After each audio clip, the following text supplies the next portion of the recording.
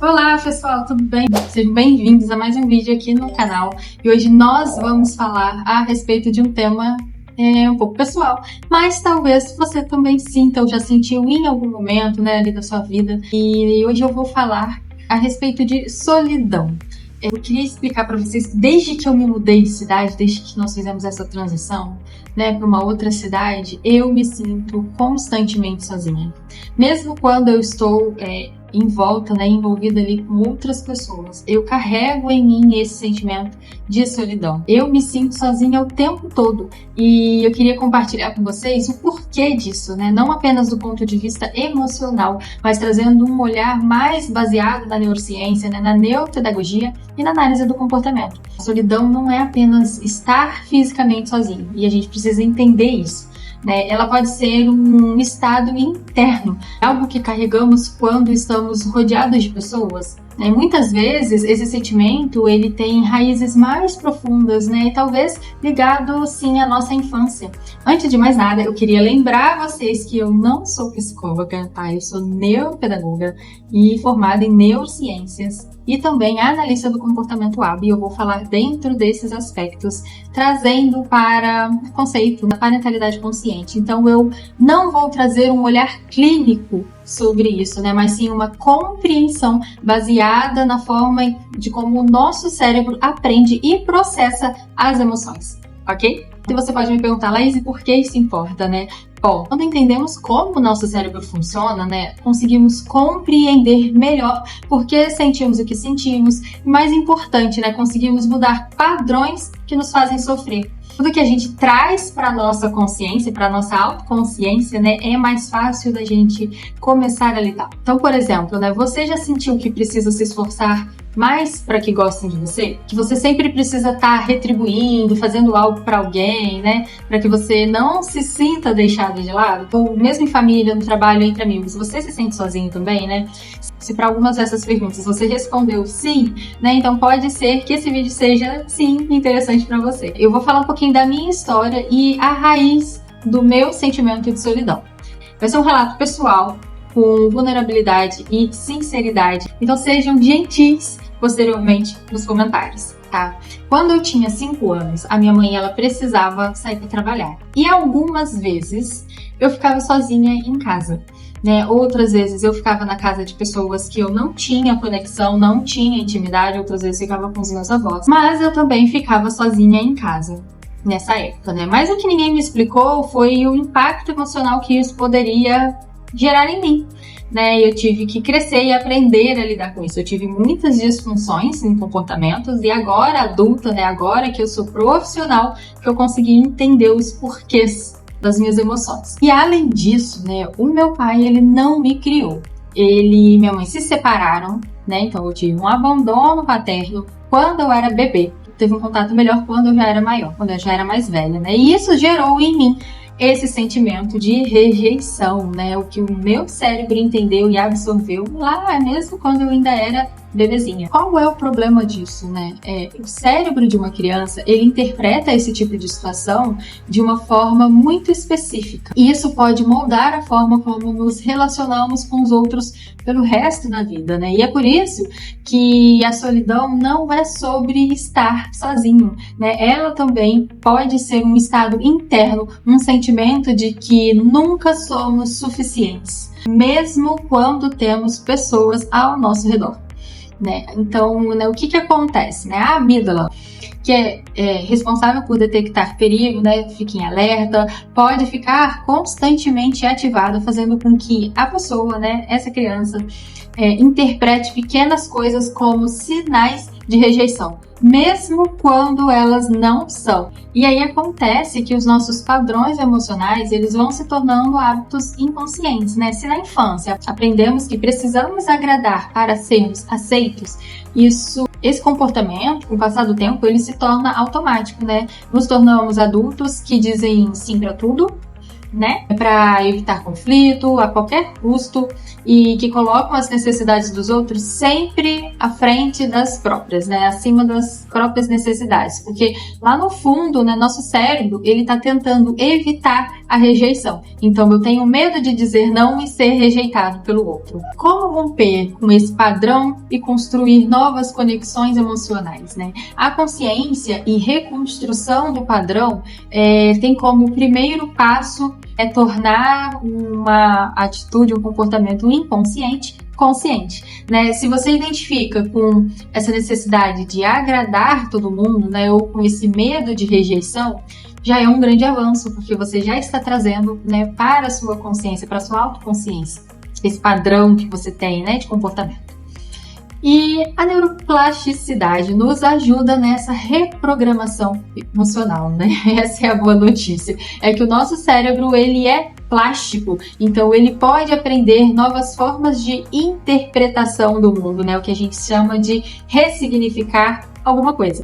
Então, né, se antes lá atrás, lá na nossa infância, né, a gente aprendeu que solidão significa perigo, né, estado de alerta, podemos hoje ensinar o nosso cérebro que estar sozinho pode ser um momento de autocuidado e fortalecimento, né, a gente gostar da nossa própria companhia.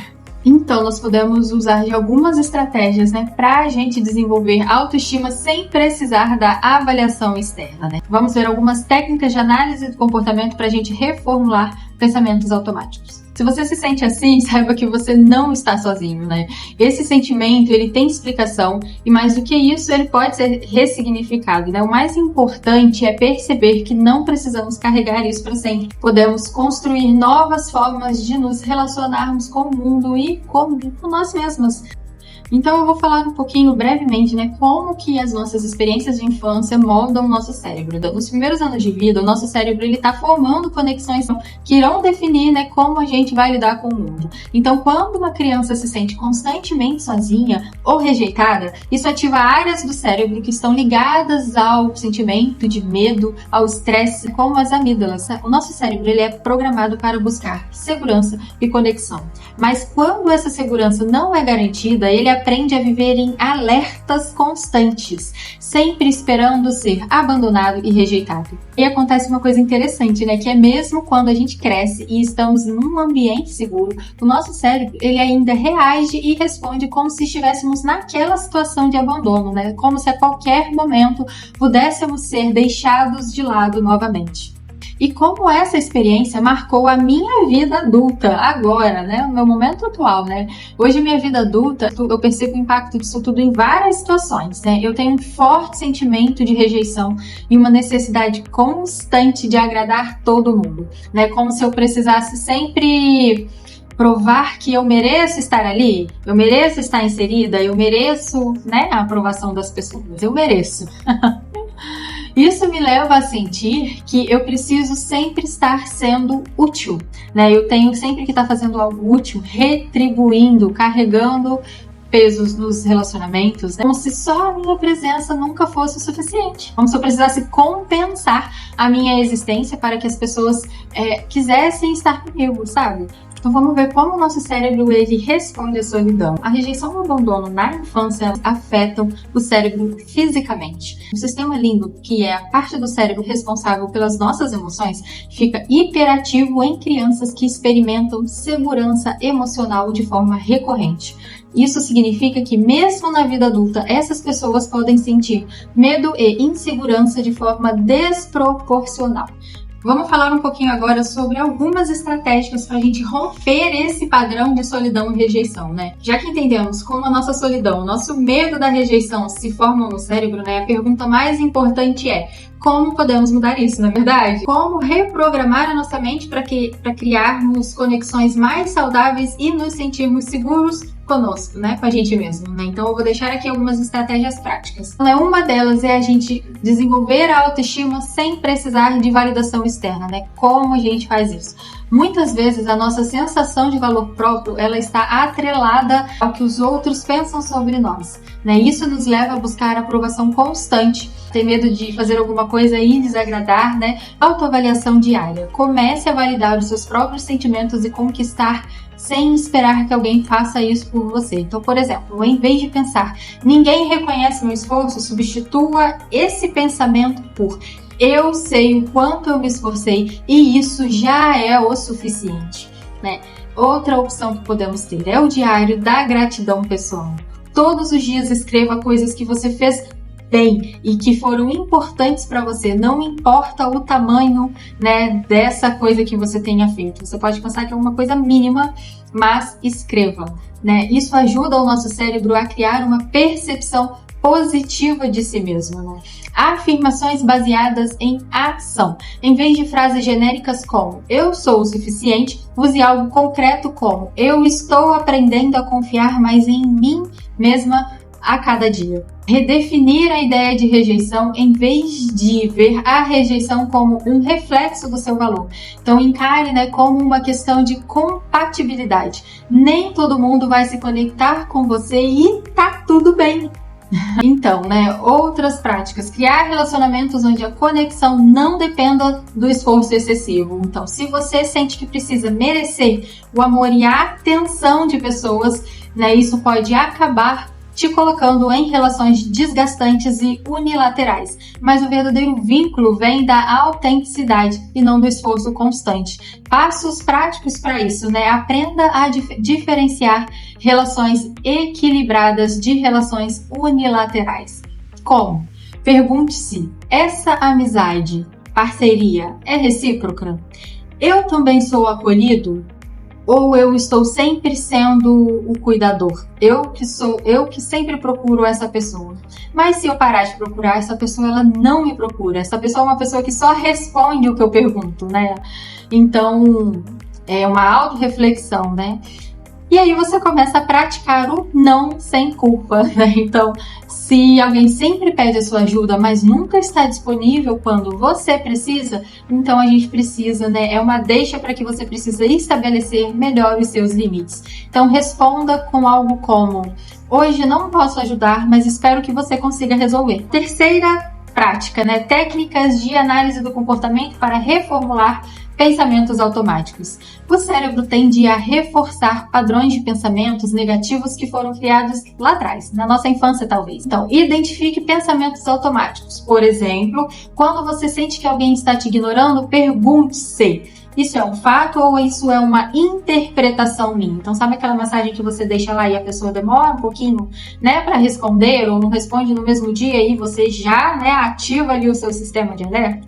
Pergunte-se se isso não é só uma interpretação sua. Às vezes essa pessoa está realmente muito ocupada, né? Aconteceu qualquer coisa, esqueceu o celular em casa e só viu no fim do dia, enfim.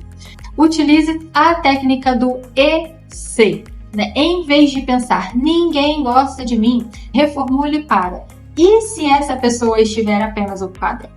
Ou, e se eu estiver me precipitando? Se eu estiver me precipitando, né? Às vezes você quer responder ali, mas você não, você não liga pra mim, você, né, a sua amizade, não.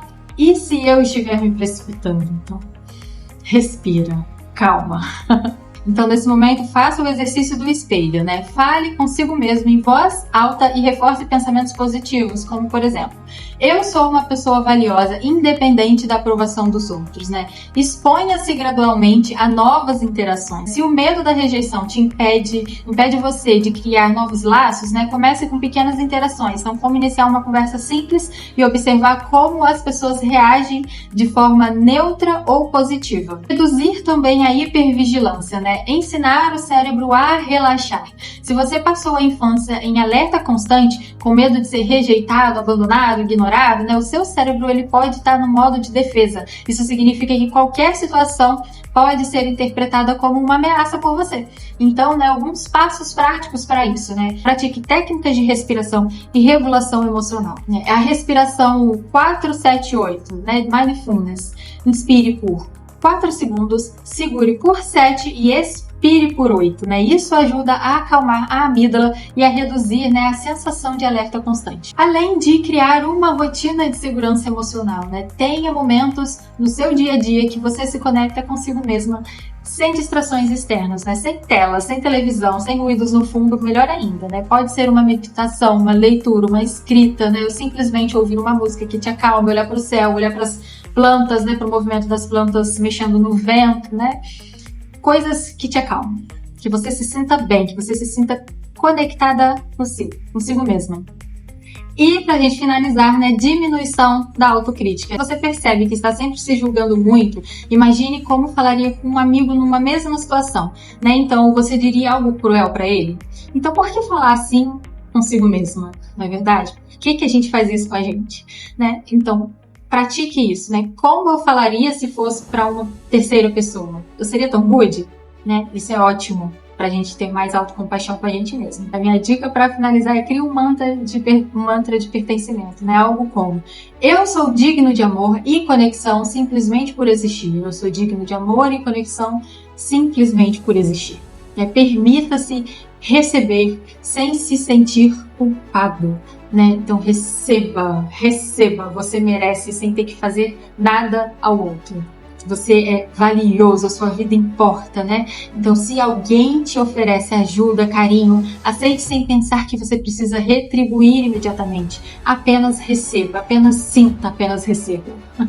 Então é isso, espero que você tenha gostado, compreendido o vídeo de hoje, que ele tenha te ajudado, né? Que ele possa te ajudar até a observar um ponto aqui, outro ali, né? Nos seus comportamentos, se você se identificou. Espero que algumas dessas práticas te ajudem no dia a dia, você começar a ressignificar e trabalhar no seu sentimento de pertencimento, de amor próprio e autocrítica, né? O sentimento de solidão, né, de rejeição, ele pode ter raízes profundas, né? Mas isso não significa que estamos condenados a viver assim para sempre. O nosso cérebro, ele tem a capacidade de se reprogramar e com pequenas mudanças diárias podemos aprender a nos conectar de forma mais leve, autêntica e genuína conosco e com as outras pessoas, né? Agora me conta aqui qual dessas estratégias fez mais sentido para você. Você já tentou alguma delas antes, né? Você carrega com você esse sentimento de solidão ou rejeição? Então deixa aqui no comentário que eu quero muito saber da sua experiência e vamos fazer algumas trocas aqui. Espero você nos próximos vídeos. Não esqueça de curtir, compartilhar, né? E se inscrever no canal, porque me ajuda. É um canal pequenininho, mas junto a gente cresce. Tchau!